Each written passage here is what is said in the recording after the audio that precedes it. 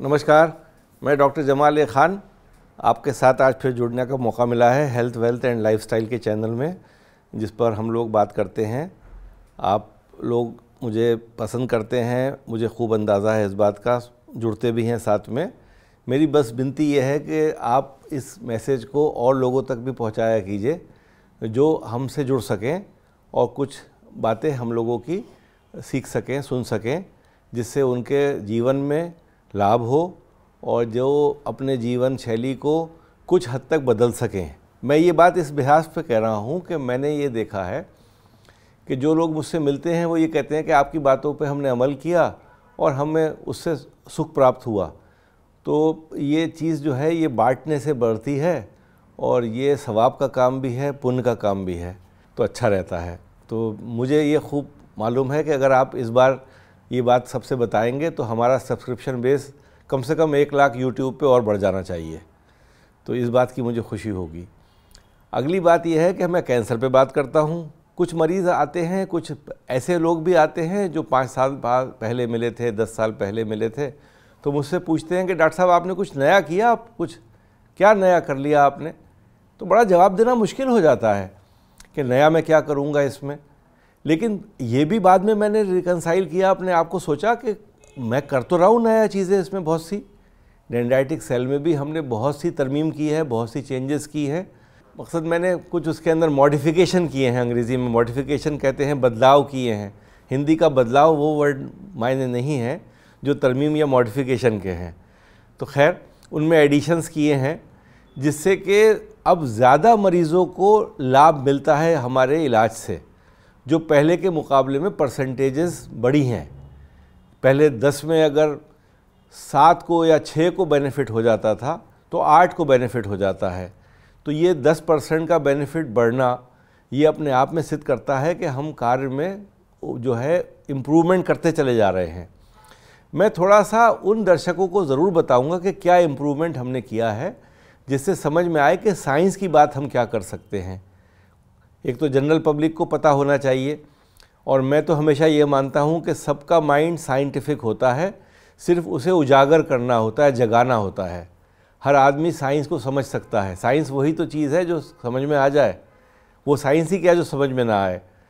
तो जो कैंसर में पीड़ा है, जो कैंसर में जो परेशानी है, उस पर मैं बात करूँगा थोड़ी सी। कैंसर मुख्य रूप से मैंने कई बार बताया है 18-19 वैरायटीज़ मुझे मिली हैं जो कैंसर पे इम्यून सिस्टम के अगर कंट्रोल किया जाए तो उनको कंट्रोल कर सकते हैं। 18-19 प्रकार के कैंसर हैं जो इम्यून सिस्टम जिन्हें पहचानता है, और immune system cell based therapy जो हम लोग करते हैं उसके बेसिस पे जो इलाज होता है।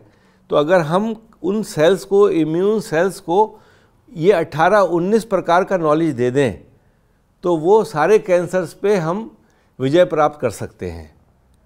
अब आप कहेंगे कि ये तो लाजवाब बात हो गई, सब कुछ सॉल्व हो गया, लेकिन यहाँ भी एक पेचीदगी है, यहाँ भी एक थोड़ी परेशानी छुपी हुई है। वो परेशानी ये है कि डेंड्रिटिक सेल जब मैं कल्चर करके मरीज़ के लगाता हूँ तो हम पहले वक्त में एक प्रकार का हम 19 में से एक सेलेक्ट करते थे मरीज़ की पैथोलॉजी रिपोर्ट्स के आधार पे कि ये पैथोलॉजी है उसकी, ये माइक्रोस्कोपी है इसकी, ये कैंसर इसका प्रकार है, और हमने इसमें ये एंटीजन को सेग्रीगेट किया है जिसके बेसिस पे हम इम्यून सेल्स को अगर मैच्योर करेंगे तो वो उस पर जाके अटैक कर देंगे। हमने इसमें क्या देखा कि बहुत से लोगों को रिस्पांस नहीं मिलता, बहुत से को मिल जाता है। तो क्या हम इस रिस्पांस को बढ़ा सकते हैं? तो हमने ना फिर आगे बढ़ा काम, और हमने एंटीजन्स का जो सिलेक्शन था वो 2 किया कि हम 2 एंटीजन डाल दें। लेकिन 3 एंटीजन के बाद में डेंड्रिटिक सेल 3 से ज़्यादा नहीं लेता है। 3 प्रकार के इम्यून सेल्स को वो जनरेट करने की पावर रखता है। तो अगर हम 19 टाइप की बात करें तो हम जब एक ग्रुप को यूज़ करेंगे तो 3 से ज़्यादा ग्रुप यूज़ नहीं कर सकते। पहली बात समझ में आना चाहिए हमें ये। अब हमने क्या किया, जैसे मान लीजिए मैं आपको सिंप्लीफाई करके समझाता हूँ। जैसे लंग कैंसर है, अब वो लंग कैंसर जो है वो मान लीजिए ब्रेन में भी चला गया, तो अब उसने ब्रेन के सेल्स भी कुछ ले लिए, ब्रेन में अलग तरीके की मॉर्फोलॉजी इख्तियार हो गई। तो मैंने 2 एंटीजन यूज़ करना है, एक जो कैंसर लंग का है उसके एंटीजन को यूज़ करना है और एक जो ब्रेन का एंटीजन है वो यूज़ करना है। तो 2 प्रकार का हो गया। मान लीजिए मुझे ये खदशा है कि नहीं कोलन में भी चला गया, आंत में भी है, तो मैं 3 एंटीजन यूज़ कर लूँगा। मैक्सिमम 3 प्रकार के मैं कैंसर के सेल्स को मुक्ति प्राप्त करा सकता हूँ इम्यून सिस्टम से। ये एक हमने over the period of 20 years ये सीखा, 20 साल के काम में ये सीखा हमने। अगर हमने इसको नंबर को बढ़ाया तो 1-2 नंबर मिस हो जाएंगे, वो 3 से ज़्यादा ले नहीं पाता है। तो पहली तो ये चीज़ हो गई कि हम मेटास्टेटिक सेटिंग्स में जहाँ कैंसर फैल जाता है शरीर में, तो कहाँ कहाँ मुख्य रूप से फैला है, उस मुख्य रूप से फैले हुए कैंसर को हम इस तरीके से मल्टीपल अप्रोचेस करके एक ही बार डेंड्रिटिक सेल लेके उसे हम कवर कर सकते हैं। ये बात को आपको दोबारा सुनना होगा समझने के लिए। लेक्चर को हमेशा दोबारा सुनिए, तब फॉलो करेंगे आप मैं क्या कह रहा हूँ। कुछ मैं आपको ग्राफिक्स यहाँ दिखा रहा हूँ जो AI जनरेटेड हैं, उससे आपको समझ में आएगा। 3 कलर मैं आपको दिखा रहा हूँ। ये 3 कलर जो है ये डिपिक्ट कर रहे हैं कि 3 प्रकार का हम एंटीजन यूज़ कर सकते हैं डेंड्रिटिक सेल को मैच्योर करने के लिए, जो अब हम कर रहे हैं। पहले हम 1 ही करते थे, फिर 2 किए, अब 3 तक पहुंच गए। 3 के ऊपर नहीं जा पा रहे हैं, 3 के ऊपर जाना भी नहीं है। इसमें एक परेशानी ये होती है, प्रोपोर्शनेट सेल्स का जो नंबर होता है, इम्यून सेल्स का लड़ने की पावर, वो भी 3 जगह डिवाइड हो जाती है। तो अगर 100% सेल्स पहले मैच्योर कर रहे थे, एक ही प्रकार के प्रहार कर रहे थे, तो अब हम 3 प्रकार के सेल्स मैच्योर कर रहे हैं, लेकिन नंबर उनका कम हो रहा है, 30-30-30, 33-33-33, इस तरीके से मान के चलिए आप। तो हमें सेल की हो सकता है कि इस वक्त हम पहले 6 डोज लगा रहे थे 3 महीने में, तो कंट्रोल हो जाता था, लेकिन बाद में हमने कहा नहीं 6 नहीं लगाएंगे, हम 12 लगाएंगे, 3 महीने और बढ़ा देंगे। तो हम उसको पीरियड को बढ़ा देंगे, 3 महीने के इलाज को 6 महीने पे ले जाएंगे। वो भी कोई बुरा नहीं है, अगर जान बच रही है और 6 महीने का इलाज हो रहा है या 9 महीने भी हो रहा है तो क्या मुश्किल है। तो ये भी हमने सीखा। तो हर चीज़ सीखने में टाइम लगता है, वक्त लग जाता है। मैं मानता हूँ कि ये 2 डिकेड्स का टाइम बहुत कम टाइम है, कभी कभी तो 100-100 साल लगते हैं सीखने में। साइंस को चेंज होने में 300-300 साल लग गए हैं। पहले हम क्या सोचते थे, फिर हमने 300 साल बाद कुछ और सोचना शुरू कर दिया। तो आज के वातावरण में, आज के माहौल में जो भी हमारी अपनी इंटेलेक्चुअल कैपेबिलिटीज़ हैं या हमारी जो कंबाइंड एफर्ट्स हैं लेबोरेटरी के लोगों के जो हमारे साथ काम कर रहे हैं, उसमें हमने ये चीज़ इख्तियार की है। दूसरा एक और हमने बहुत इम्पॉर्टेंट चीज़ डिस्कवर की कि बहुत से लोग ऐसे आते थे कि साहब हमें कैंसर नहीं हो, हम ऐसा क्या कर सकते हैं, क्या इम्यून सिस्टम, पहले तो हम मना कर देते थे कि भाई ऐसी कोई चीज़ नहीं है। फिर हमने हल्के हल्के ग्रेजुअली उन लोगों को भी लेना शुरू किया। ये समझिए कि उनका रिकॉर्ड भी हमारे पास 15 साल का हो गया। तो जो फैमिली में 3 लड़कियों को कैंसर है, चौथी बहन को हमने प्रोटेक्शन दिया इम्यून सिस्टम से, तो वो 15 साल से कैंसर रहित है। और ये भी अपने आप में उपलब्धि है, चूँकि उन 3 बहनों को जल्दी जल्दी एजेस में 30, 37, 40 में हुआ कैंसर। हमने 28 वाली लड़की को दिया, वो अब 42-44 की हो गई, उस पीरियड को निकाल ले गई। तो हमें ये भी लगा कि ये काम भी हो सकता है और हमने इसको भी मास लेवल पे लेना शुरू कर दिया। तो जो फैमिलियल कैंसर जिनको बोलते हैं कि फैमिली में रन होते हैं कैंसर, उनको भी इम्यून सिस्टम से प्रोटेक्शन दिया जा सकता है। मर्दों में ख़ास तौर से कैंसर होता है प्रोस्टेट का।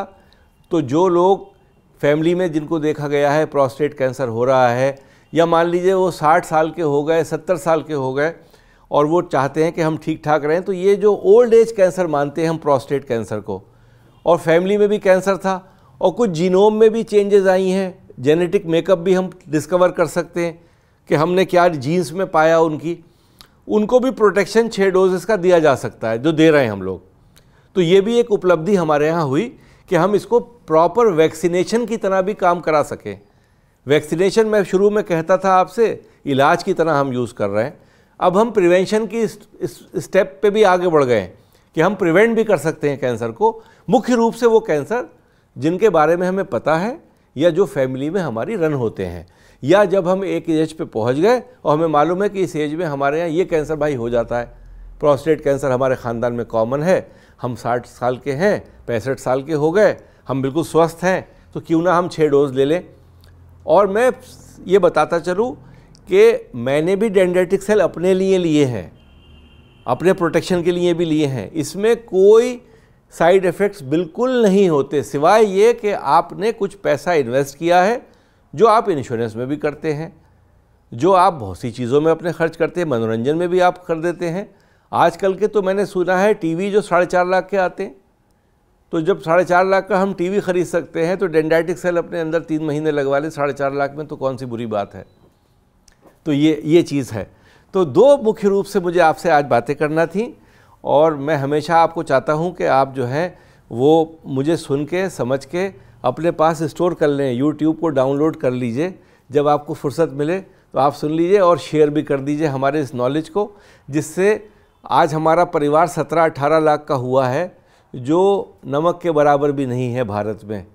लेकिन यह है कि अगर ये 34 लाख का हो जाए, 35 लाख का, न्यूज़ रिपोर्टर्स को तो आप बढ़ा देते हैं, क्योंकि उसमें भी आपको मनोरंजन मिलता है। आप किसी नेता को बुरा मानते हैं और उस नेता के बारे में आप सुन रहे हैं, रोज़ सुन रहे हैं, तो आपको अच्छा लगता है, आप बढ़ाते रहते हैं। लेकिन सब्सक्रिप्शन आपने बढ़ा दिया, उसका बहुत अच्छा हो गया और नॉलेज भी बहुत से लोगों को मिला, लेकिन उस नॉलेज का कोई यूज़ थोड़ी है, आप उस लेवल तक थोड़ी पहुंच रहे हैं, आप खाली घर में। इसमें हम क्या कहते हैं ना कि ये हमें खाली मन की संतुष्टि दे देता है, लेकिन कोई भला नहीं कर रहा है आपके जीवन का। तो आप हमारे 17 लाख को 34 लाख बनाने में मदद कीजिए, जिससे हमारा काम लोगों तक पहुँचे। मैं आपको बताऊं कि ये मत समझिएगा कि कोई हम रेवेन्यू जनरेट कर रहे हैं बहुत ज़्यादा यूट्यूब से, बहुत मुख्तसर होता है।